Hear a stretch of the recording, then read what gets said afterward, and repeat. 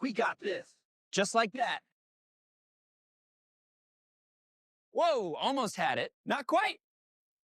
The first, the last, the Nerdom cheer. Mike and Tom slaying every year. Is Die Hard Christmas or just a fight? We'll debate it all tonight.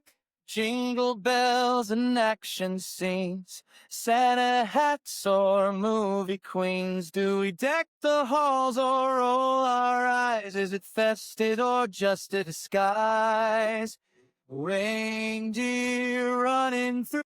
Welcome back to the First, the Last, the Nerdom, where we jack into the worlds of film, TV, and all things nerd culture. Chrome first, consequences later. And this week, we're back with our special series we like to call Binge Worthy. If you're new to this segment, here's how it works. We pick a TV show that's caught our interest.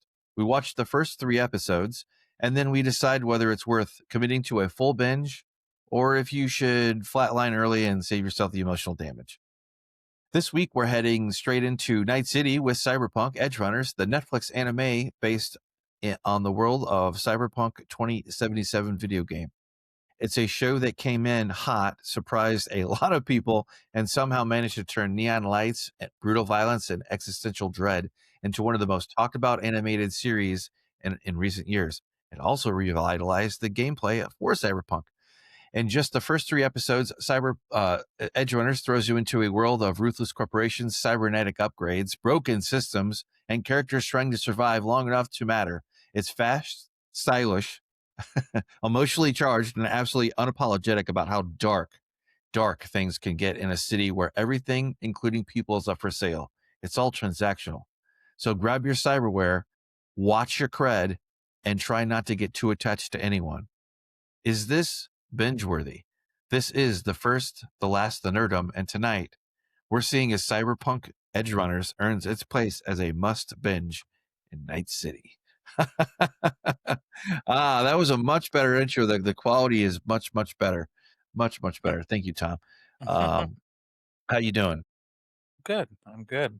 And Good. this is your pick of the week. You wanted to do this one because you're getting back into playing the video game, I think, Rich, and it's all things Cyberpunk's been your focus lately, right?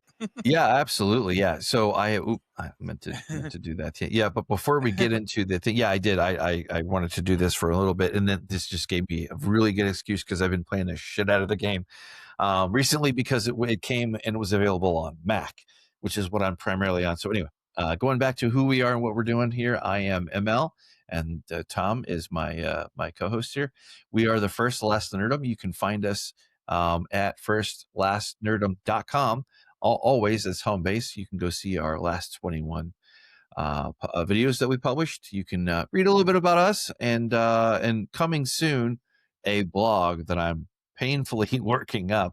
But with that being said, you can always find us on the First, Last, and Nerdom. And I believe if I refresh here, you'll see our latest cut out in the big wide world out there, Edward Scissorhands. So go check that out. That's the second number 2 in our Christmas movie ? Series. You can also find our shorts with quite a few of the last back to back with Tom when he finds something he wants to show you. And the same thing for our main feed here for Bingeworthy. This is our Bingeworthy show. But before we get too far into it, Tom and the socials. Yeah, and we just found a name for our podcast. Had been nameless for a long time, and I finally said, our podcast probably should have a name. It's First Last Podcast. That's right. Got That's right. Nice little ring to it. The first one with the name is our one on Edward Scissorhands, but yeah, I'm on Reddit under First Last Nerdom. I'll see if there's a subreddit that won't delete my post before people see it. I try to keep it topic accurate, but some people just don't like it. About the smaller ones tend to not mind us too bad. But it's those that have a bigger audience that get kind of uppity. They can tend to get a little uppity. But anyway, Well, The they place. like to drink the haterade there on Reddit, and wet diapers too. But that's Yeah. a whole other thing. Hmm. I haven't gone on a crazy tirade on X, so I haven't Yeah. been deleted from there. So it's a good place to find where I'll promote our stuff there as well. My latest and greatest video, I'll post it there. So if you're not sure what we have out and don't want to go over to YouTube, you can check me out on X. And Mike, you have your X as well. I do. Newly new tag, new phone, who dis, or who dis, new phone, whatever. At Suffolking Jewish underscore on X, where you can find me and Tom banter about for here and there. Um, cool things, fun things, dumb things, all kinds of things. You can find us. But this brings us this week to Cyberpunk Edgerunners on Netflix, which when doing research into this, I had no idea, but there is a direct correlation and a spike when this came out. This came out in 2023. I didn't see it then. I was semi aware of it. Since we've been doing this podcast, we've talked about this. And I caught a thing here or there, but I didn't really commit to watching the whole thing because I was just doing other things. Just like I didn't, I played Cyberpunk when it first came out. It was very buggy. It was very hard to play, and I dropped it. Kind of 4 years went by, and Mhm. that the other thing that's kind of cool too around anniversaries is the fact that that this past weekend was the fifth anniversary of Cyberpunk 2077 being released, and the fact that it has still garnered momentum.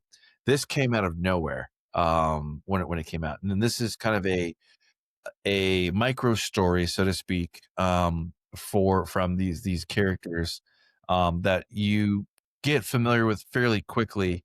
You get dialed in, and you it doesn't take long to understand what the rules are, and this is also this anime thing that these kids love.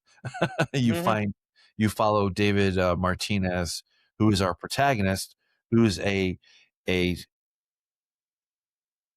no longer a kid, not even a teenager. I mean, he's a teenager.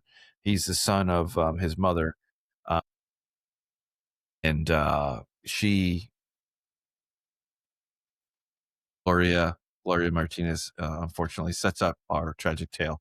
But before we get into that too far, uh, I know you kind of this kind of I noticed you were playing a little bit more Cyberpunk, or you had said so and so such or whatever. But like, what'd you think? And I'll kind of leave it there before we get into the nitty gritty of this.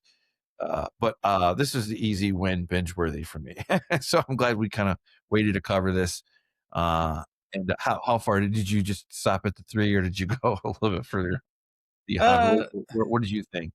I, Coming in fresh eyes from Cyberpunk, because I know we have good overlap of some of the video games we play. We don't necessarily play at the same time, but not all games. I just mean like maybe one or two, a few games. But no, yeah, yeah. When the game first came out, yeah, I was like you. I didn't have a computer that would run it properly. And then yeah, I didn't have like the at the time you really needed a the PS4 Pro for it to actually run functional on a PlayStation. I yeah, had okay, yeah, I'd gotten the Xbox Series X, which was the 4K version of of Xbox's uh Pro. Xbox had those crazy names. Even on that one, the I wasn't planning on getting the game until some of the bugs had worked out, but I got like a $50 gift card from my place of work at the time. So I was like, I'll get it because it's free, and if I could play it, I could play it. But yeah, it was functional except for like every once in a while you'd be driving on the highway and my Xbox would die. I was like, no, I can't do this anymore. and it would die. When you're driving, I had to be a little careful that it didn't bog down too bad. But yeah, so yeah, I didn't never like get the Phantom Liberty that came out later, because I never finished the main part of the game. Now I've kind of, since you've been kind of playing, I've gotten back into it. I have roughly about close to 30 hours in the game. So, but I'm one of those people that, I'll get so far in the main story, and then especially with these, with the CD Project Red, I'll get bogged down into those side missions forever, and because they do such a good job on those. But yeah, as far as the anime goes, it came out and I was kind of curious what it was all about. I heard some good buzz about it. I watched the first episode and was like, meh, and never got back to it. And then you're like, hey, let's do this. So yeah, I rewatched the first episode because it's been a while since I'd seen it, and then yeah, I watched the episode 2 and 3. So yeah, I did my quota for for the show. That's funny. Yeah, no, I have come to, I wish I could independently, anyway, complaining here because the controls aren't working like I want them to. But yeah, I agree. I know what you mean. This was, when this first came out, like I saw it, that it was cool, and like that it was like really cool and neat, and like I caught like a couple things here there.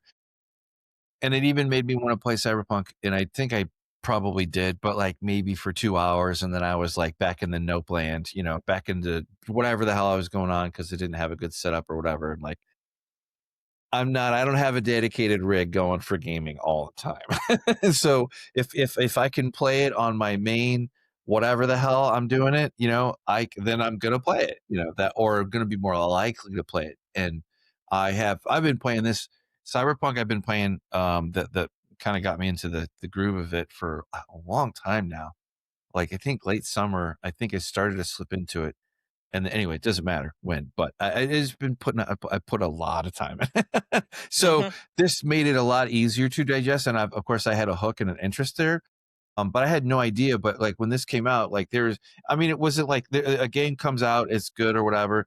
And I think I did buy the whole thing, the Phantom Liberty, which I have yet to play through, by the way, too. So like I'm just taking my sweet time doing whatever the hell I want to do before that. And then I'll get to unwrap that present, even though I conceptually know what happens, but essentially, but you get into this thing. But this is a great franchise that has lore upon lore upon lore, which is a good thing for the techno battle, the nerds. We love that shit. And the fact that it's tied into a video game, this is just, I'm not normally an anime first person, like, or anime isn't normally on my first line of things that I reach for, I guess. That's not saying anything bad about it. It's just that, like, if I sit down and watch anime, I want to sit down and watch something I really know I'm going to enjoy. Or and it's fun, and we've experimented here or there with a little bit with both with the manga and with anime. And I think we both like what we like too. And there's just some anime things that you just love, that you kind of fall into this beautiful cyberpunk kind of genre, like where you have, and Netflix is very good about this for this genre. They had Altered Carbon season 1 and 2, which is the same ish concept of cyberware and getting chromed up and being in this dark future where corporations kind of rule everything. Anyway, man, that hurt. Getting chromed up. That does Yeah, sounds a little. yeah, right. Yeah. Well, it's so funny too because Mike Pondsmith is one of the. This is like a tabletop game that is, kind of coming to its own thing. I think that whoever the hell it was that bought out the Dungeons and Dragons one, that I think that came out like a couple years ago. I think that they were hoping that it would become, like a big blow up like this, like Cyberpunk. Like it's only getting bigger. And I think there's a season 2. I don't know anything about what the next season is.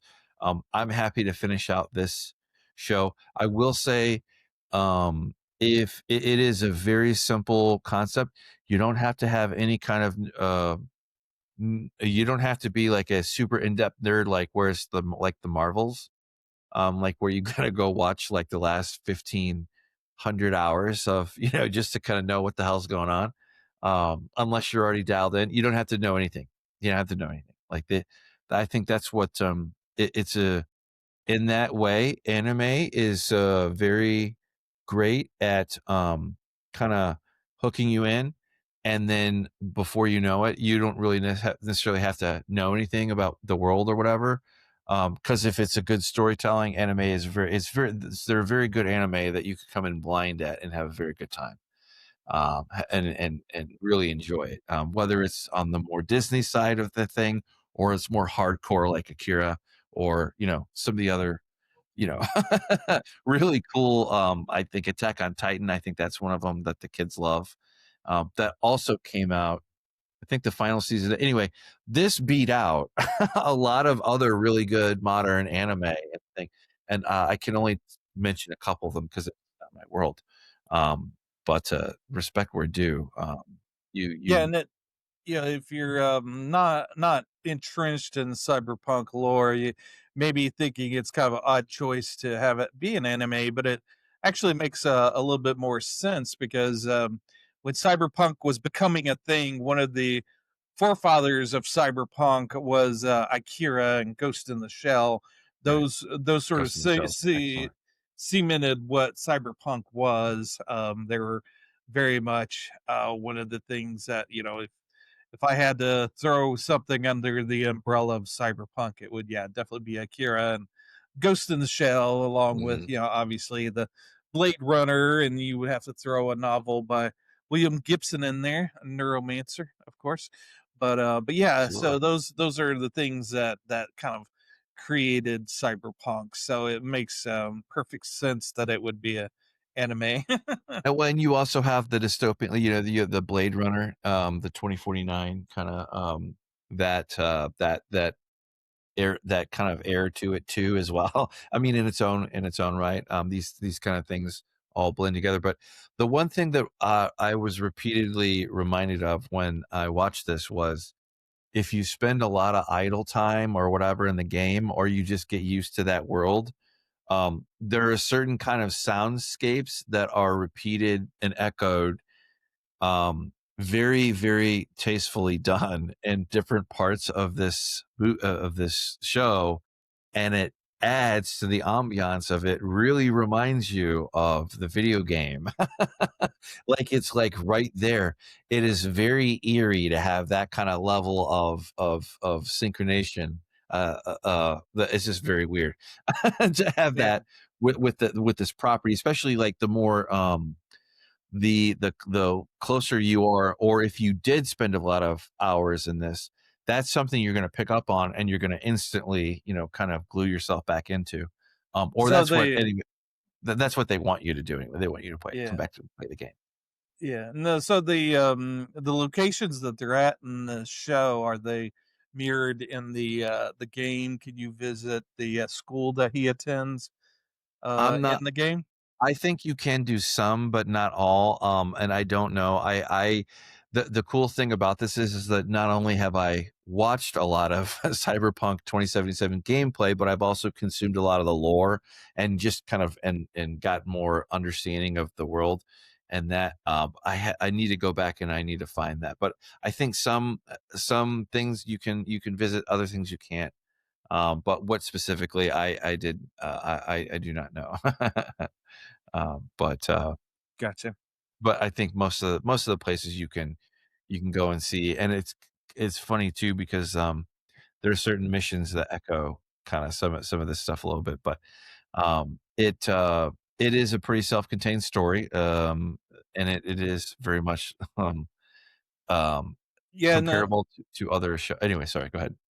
I was gonna say that they're still setting up the story pretty much by episode 3. They haven't kind of sunk into what the show's about by the end of episode 3. They're still establishing characters and getting the world set up, and You're kind of going along with this world through the eyes of Daniel Martinez, who's the main character.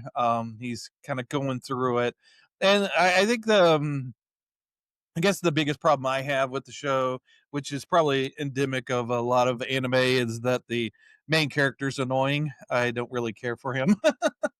He's I can a see that. I he's can see a that. he's an annoying punk that I don't really care much for. All the people around him are kind of interesting, so it keeps you going. But yeah, I think that was my problem with when I watched the first episode of it just there's if he's going to be your anchor in the show, I don't know. Like I said, he's just kind of overblown machismo, and it's sort of like the trope of a lot of animes. The main characters is sort of overconfident and just annoying. So I get turned off by a lot of animes because it's kind of got that same character type. I can see where if your protagonist doesn't come in and they don't have a little bit more depth or look like they could have depth, Mhm. and they kind of come. I do agree with you that it does. The story starts pretty quick, and you kind of do get this snot nose kind of feel. Although he does get the shit beat out of him pretty badly.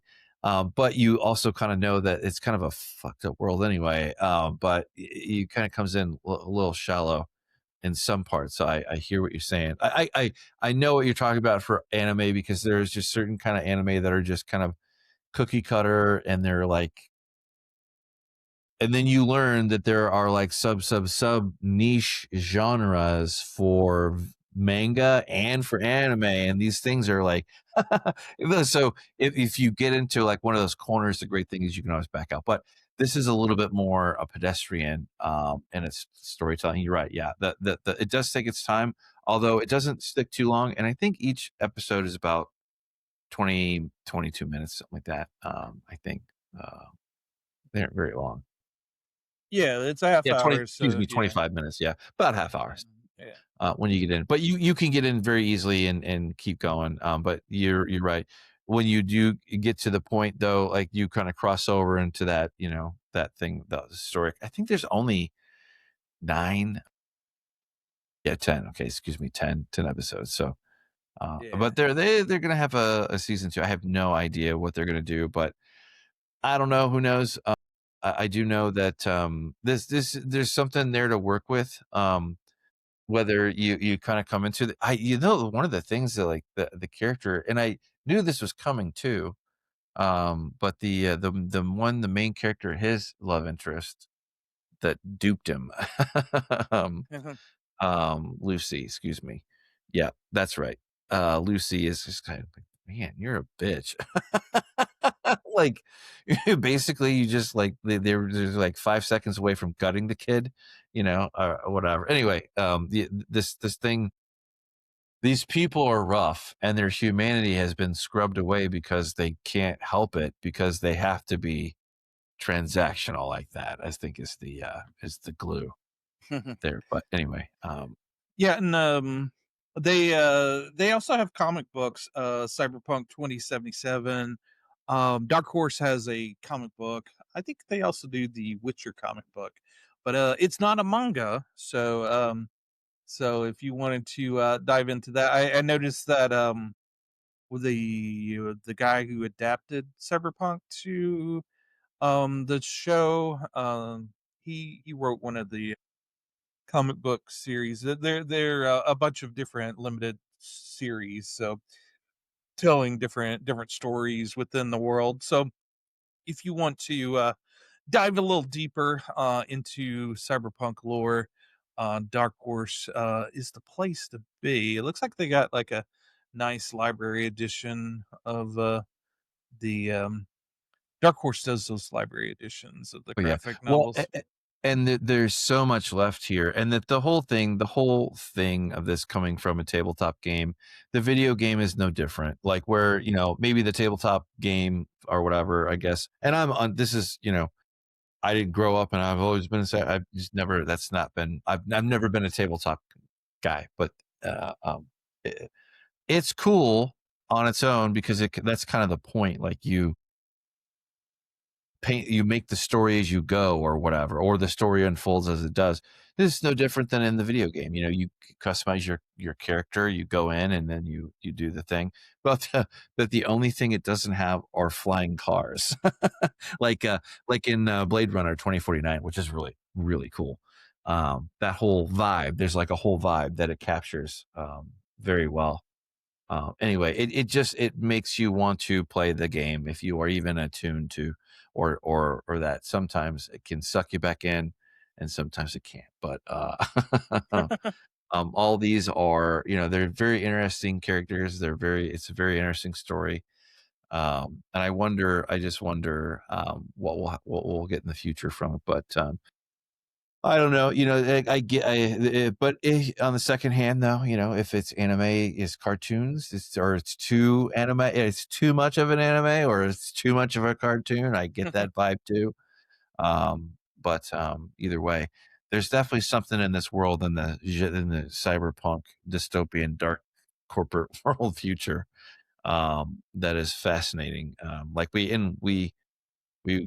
call back to one of our videos. We did a video drone a few weeks back, and it very much reminded me of Cyberpunk, and that that that uh, that was where I was coming Yeah, from it's for trying to get for a cyberpunk vibe in an analog world during a video drone, very analog kind of vibe to that because of the times. Yeah, we were talking about how video drum was sort of ahead of its time. It was trying to tap absolutely into a culture that wasn't even created it- yet. right. That it was Right. It was for all it hit all the high notes of cyberpunk or dystopian future. I mean, yeah.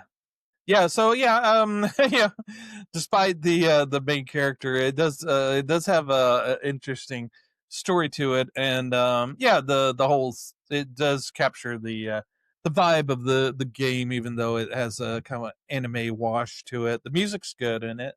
You got Franz Ferdinand doing the main theme song there, which is pretty catchy. The music and sounds are always good in it, and yeah, and yeah, it does get you into that world. When CD Project Red does any game or world, they really invest a lot into the lore, and there's a lot going on. Maybe to tell all the stories are of interest, but there is various stories in this world, and that's why you could do comic books and do an animated show and have all these. Because yeah, some of the side missions in the Cyberpunk is almost like interesting in and of themselves, and the whole vibe of the world's interesting. I do know you ask about locations. I think some locations are kind of obvious. But other things like that his cyberware, the spinal one that he starts out with, that he kind of, this becomes the plot device essentially, for his transformation, for, you know, his mother gets taken from him and he's kind of orphaned now, and he's got news for you. You better you better get to earning. Oh, and by the way, you get your ass kicked out of school because you're fucking around here, and you're a kid and you're not taking it serious at all whatsoever. Anyway, that Sandevistan cyberware, I can't think of the nerdy lord name. Anyway, I know that one that you can get, that is iconic one, and you can actually get that one. That's like that David had Martinez anyway, but and that's really kind of fucking cool. Like you can play that thing, and it naturally puts you in that cycle of wanting to be in that universe and enmeshed. And so it's just cool to be able to pop in a video game and go check it out and play it, if that's your thing, or that appeals to you, like it appeals to us. But this one, I think, yeah, is a solid win. Apparently Netflix is going to be the friggin' king of the universe, master of the universe for everything anime, looks like, and DC. We'll see how that goes. nervous laughter. Anyway, but Yeah, yeah. May you live in interesting times, as they say. right. But with that being said, I don't know. Did you have any other observations or anything? I do have a link that I gave you. That's right. I There's almost yeah. the Annie Austin, an awesome channel. He Excellent. he gets kind of obsessed on little things within video games. Like he's done quite a few in Grand Theft Auto games and on in Red Dead Redemption. Like he mapped out all the waterways in different Elder Scrolls games and also in Red Dead Redemption 2. He checked that out, and then but he's done a few videos in Cyberpunk. The newest one is this one they did 2 weeks ago. Can you live a normal life in Cyberpunk 2077? And so he kind of mapped out the day night cycle is about 3 hours in the game. So he was going to work a week in Cyberpunk, so that equaled out to 21 hours. And so he found him a place to work and found himself an apartment, and sort of he only ate when his character ate, went to the bathroom when his character went to the bathroom. And so yeah, he found a little restaurant that he could sort of work in. So he did Right. like a I think he did 12-hour shifts in there, and he had one day off during the week. Right. And he actually planned out his day for his day off to figure out what to do. And it's you think it's kind of a goofy concept, but he really invested his time into it and made a very entertaining video. So if you're kind of into sort of like the nerdy aspects of video games, of minutia that doesn't really matter, but if you obsess over it, it becomes its own kind of thing. Definitely worth checking out. I definitely recommend his videos, and especially if you're into cyberpunk, you might find this particularly entertaining. Yeah, and he is excellent. Good call out, good choice. Yeah, we love to share those gems when we can. And as always, you can always find us on our website, FirstLastNerdom.com, and also home base at YouTube at FirstLastNerdom, and check out our newly christened podcast, First Last Podcast. So And we now have an alien in our yeah, arsenal, a little our tiny rotation, alien. absolutely. And with that, I've been Mike. I'm Tom. One of these days, I'm going to get that right, Tom. I promise. If I could just figure out how to do it here. Sorry, I gotta click the buttons right.